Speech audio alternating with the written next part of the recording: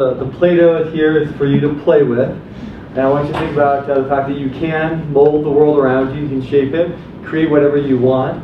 And what I want to do is I want to talk a little bit about some of the themes that I've seen play out and what I think the world looks like looking back, if we were in 2025, looking back, and what basically that will tie into us going over to the Innovation Lab and looking at some of the different things that we're working on.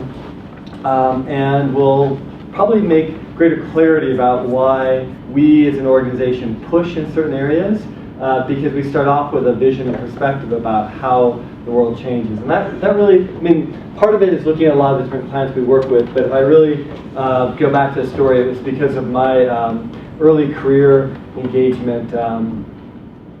I think I would potentially go back to college as well. For me, college started when I was 14 as a freshman in high school, and I wasn't smart enough to know that you should just enjoy the life around you. Try to learn everything you can. But part of that journey, the second year, I took poli-sci and business because I wasn't sure what I was interested in and thought that would be a good place to start. And then I thought, oh, politics is really interesting. So I went to Georgetown, and while I was there, one of the things that we had to do was to look back 10 years forward and say what would be different about the world.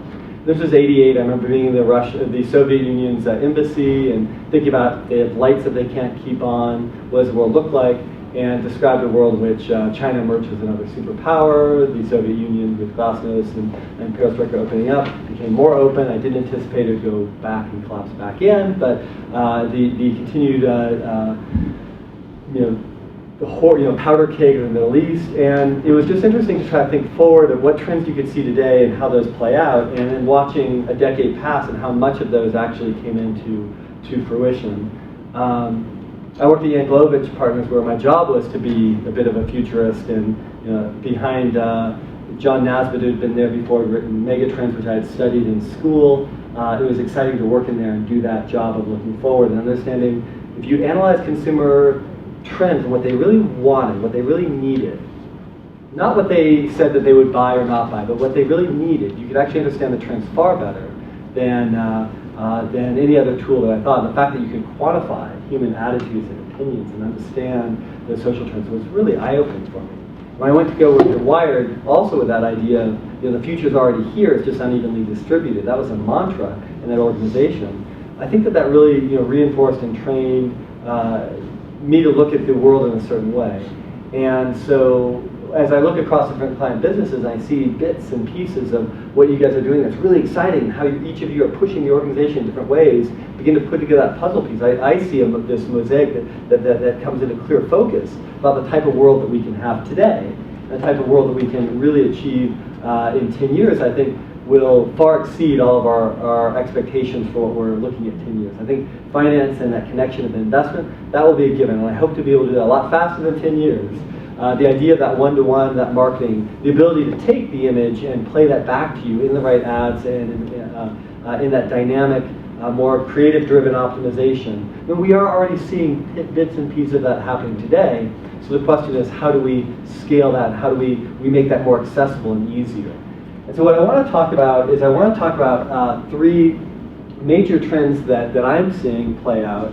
And then I'll relate it back to some of the work that we're doing in the Innovation Lab, and we'll go over and check out some of the different things, and we'll come back and hear Brian, because really what inspires me, I think what I learned in the different process, that training, is that the key inspiration part is to be able to look outside of our own organizations, outside of our own experiences, and to connect with other people in other industries and other areas, and then be able to see how they're using data and information, and to make a connection about what may therefore be possible.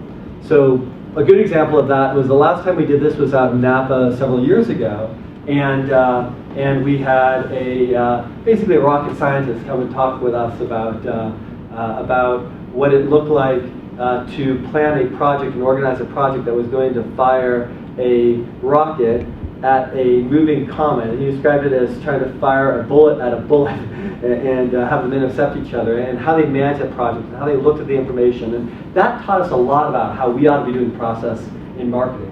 He was shocked when he learned that we spend far more than they spent, and with a lot less rigor and measurement and systems to really make sure there was success.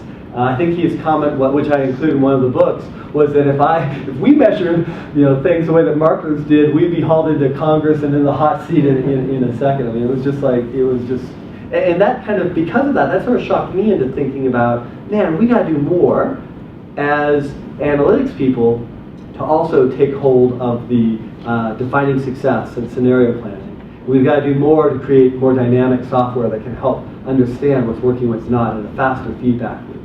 And so I think we're going to hear some wonderful things from Brian that should inspire our thoughts and thinking. We'll also hear from Franz Weber, a world speed ski champion, and think about speed and agility and what that really looks like. What I want to talk to you about today is the different trends that we're seeing, and there's really three, if I were to pull this out and say what really is important here. One is addressability, just this explosion of addressability, and as David said, certainly with the mobile device that we carry around and the ability to target and deliver down to geospace and where you're at, I'll be presenting next week at the ARF and at the Mobile Marketing Association, our work that we've done across 5 deep dives into mobile advertising and looking across over 100 different studies. We'll be updating our marketing mix to reflect how much should be spent on mobile. It's a huge jump up. I know Chan's QAing that. I have some questions for you at the break about how we're doing, because that's coming out really fast. And we're running over 900 different scenarios across different industries to really see what that range is. And we think that range is going to be around 10% of the marketing budget. And it will continue to grow. And so addressability isn't just happening, though, in digital devices and mobile. It's happening in television, where matching homes and households and seeing which ones should get which messages. Integrating the data set, I think that's now done in our software platform with Inbrel to look at how what we can pull in to look at, well, where are the high-index TV programs based upon that part, all the way down to the individual addressability, which is I want to deliver a message to that house but not the neighboring house, even though they're watching the exact same program at the exact same time. What we've been doing with Time Inc. with selective binding in magazines, what we're seeing happening in out of home with being able to pick the billboards and based upon the distance from the store location and the neighborhood that's around it. All of those things are really accelerating at this amazing rate, creating opportunities that were not available a year earlier. The second thing, though, with that comes a lot of complexity. And so automation is the second big trend that's really critically important. And Jeff, I appreciate your comments and the hard work that you're doing to bring in more of these data sets and try to streamline and automate our ability to deal with that complexity and turn around media plans at a much quicker rate. That's a very important part of it.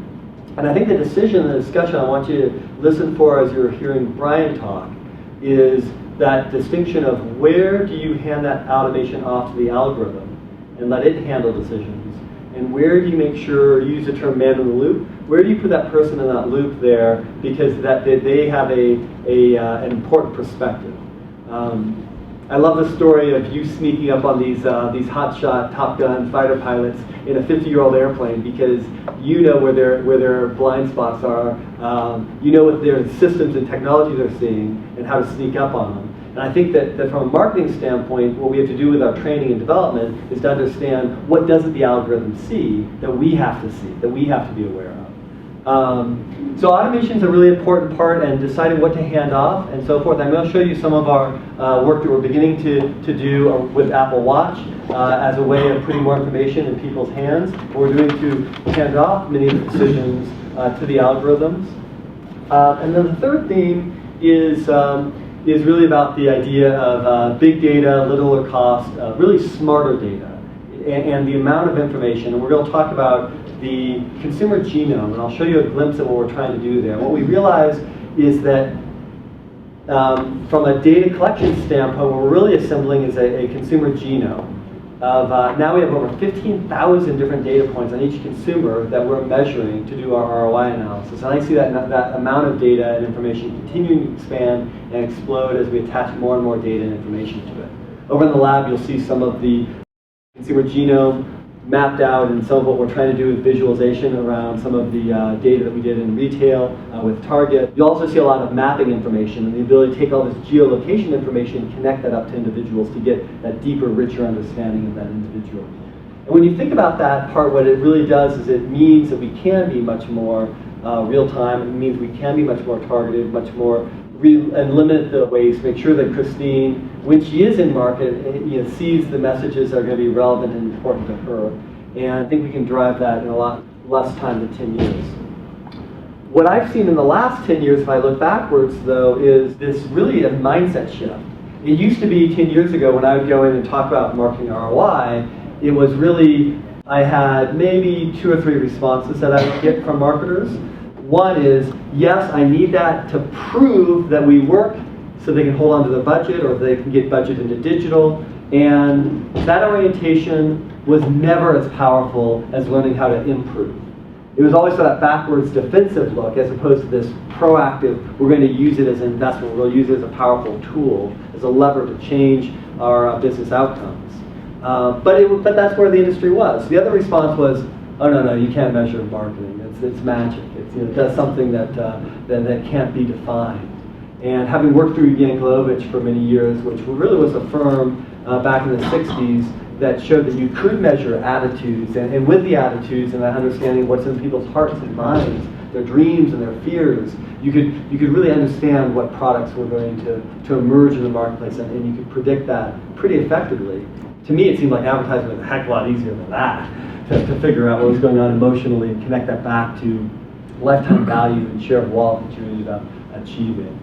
I love the work that we did with Victoria's Secret back in that time of trying to understand, why do women change their purchase behaviors and what was really going on, which I don't think would be obvious if we just analyzed the behavior of the shopping cart. It was what was in the hearts and minds, what was motivating and important women as they turn 30. I think we were looking at the change, what happens as they get into their 30s and that shift.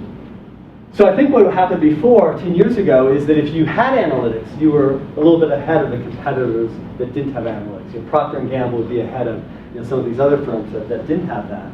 But I don't think that's a differentiator anymore. In fact, P&G I actually think is being held down, almost like an anchor around its ankles, pulling it down in the ocean because they were so used to doing things that way that they're not actually keeping up with what's really happening. And the main differentiator is that ability to do in-campaign optimization and move at a much faster rate. And not to look at things as proving the past, but to have a partnership with finance that looks at how do we invest and achieve success and build on that success going forward. It's looking at ROI not as a single number that describes a media ROI, but as a point in time so that we can figure out how to improve beyond that number and try to pull apart that number to say, well, how much of that number was because of this specific message, and how do we find the better messages that are going to be more effective within that media, and how do we find that ROI for that individual so we can figure out what's the right message and the right media mix for that individual so we can be more effective. And we are seeing more and more of you in this room. We're kind of co-creating this together. We're figuring out how to take that information and move at faster and faster rates. So I think the insight as I've gone through this last few years was a little bit of an aha, which is like many other people in the industry, I talked about, well, what's the ROI of digital or whatever. And what I realized is that that's not actually a meaningful answer. It's not a meaningful question either. But the answer of saying $1.22, what does that really mean? What really is important is, well, what was the message in digital? Who were the people that were most responsive to it? And were we as effective as we could be of getting that right message to those right people? Because then the ROI, or that impact on that individual, that's what really matters. So that the biggest wild card of any marketing campaign is the creative message. How do we really make sure we're building up all of our analysis around that individual, around the creative interaction within the media, within the context that they're in, and understand that at scale so that we can then optimize the investment strategy and structure. So that build up from that individual has been a major change. Now the first person that really gave me this insight about the importance and the power of that real time, I think we sensed it, but we saw 5 marketers within 1 year all ask a very similar question. Owen was the first one with it, and he said, look, we have a serious market share issue. We're losing market share. Our category size is in decline. The controller wants to take budget away from marketing. If I don't figure out this is investment, I've got a real problem. And so what I really want to do is I want to shift to more real-time learning. That's what I really need. These post hoc reporting and marketing mix modeling, it's not enough. I really need leading indicators to make adjustments, and I need insights on consumer, their motivation, their message, their media mix. And so he drew this picture, and we presented this at the ARF, and I've kept the slide. And it was basically, he said, you know, look, Q4 is very important for us. We plan that, you know, a year in advance. We run the activity, and then a couple months later, we actually get all of our sales data. We relate it to marketing ROI, and that plans the next year's cycle. And that's pretty much how most companies are doing it. That's considered best practice, but that's not fast enough when you're on a sinking ship. And so what he said is, you know, what I really need to do is I need leading indicators that can help me change while the campaign is running.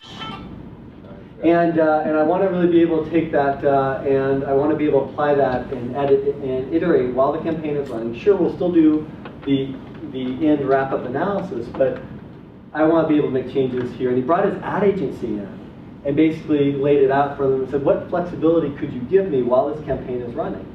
And he said, if I gave you more budget in the middle of the campaign, could you spend it? Of course, he said, yes, of course you can spend it. If he had said, I'd already spent all the budget, can you move things around? Within that, they would have said no flexibility within that part. But by playing a little bit of the game where he said, well, in that case, and I'll only actually spend 80% of what I was planning on spending, and I'll hold 20% flexible.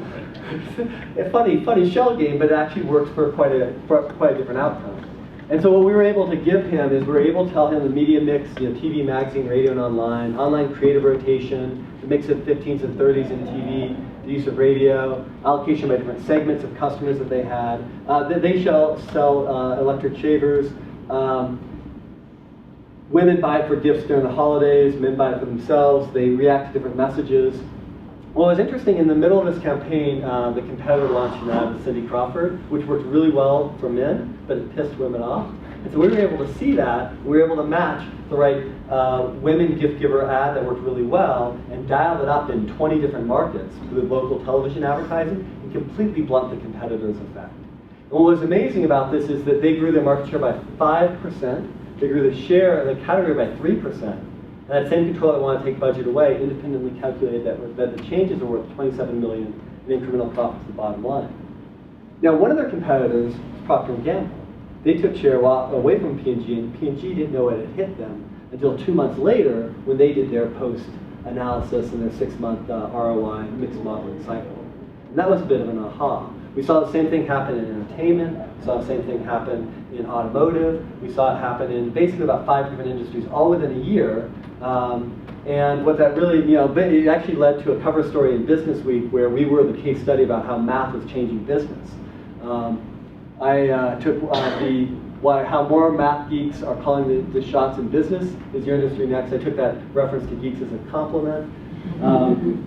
But what it also really made me think about is how different the marketing plan was going. I mean, we were going from a world in which we created, you know, media plans and marketing on paper, right? You know, we basically have these media plans and these details and flow charts. And basically, I think the big problem that I saw with that is that as soon as you finished up that media plan, as soon as it left your hands, you know, there's very little that you could do to control it. It was a bit like launching a paper airplane, which is, okay, you know, we've got this this information, and this will not be very good for my pilot friend over there. But you know, it's sort of like, you know, as soon as you say, okay, I've got my media plan, I put it together.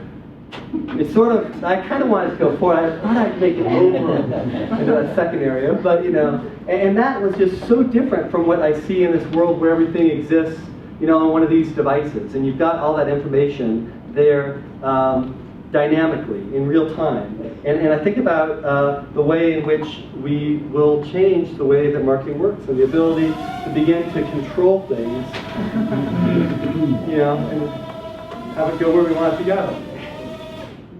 And that world, I think, of this remote control power that we have over our business plans is what I want to try to help deliver and create with the work that we're doing in the Innovation Lab. And I think part of it is thinking about other areas and other categories that look beyond what we do on a day-in, day-out basis. Part of it is recognizing that there's this transition from from annual planning and launch it, and maybe it goes where we want it to do, but we don't have any control over it anyway, to this idea where it's more about annual goal setting, forecasting using benchmarks and a planned guideline, and then iteration and iteration and iteration and iteration. And some of you are already there today, and what we're trying to do is we're trying to shorten those iterations. Saw Colleen nodding her head. Yeah, I mean that's and really and then asking a question. Well, what do we have to do with the technology and the automation to make these iterations go faster, to make them go easier? And what do we need to do with that experience of training and development to make that really, really easy? And so I look at software as another metaphor for us to learn from. And in software, the transition already happened 15 years ago. They went from waterfall program development, where you create kind of like that same chart where you create these big old documents and these specs. I don't think you could fold them up and make a paper airplane out of them. They were so thick. And you would, and then you would basically work months and months on these specs, and then you basically launch them, these 3-year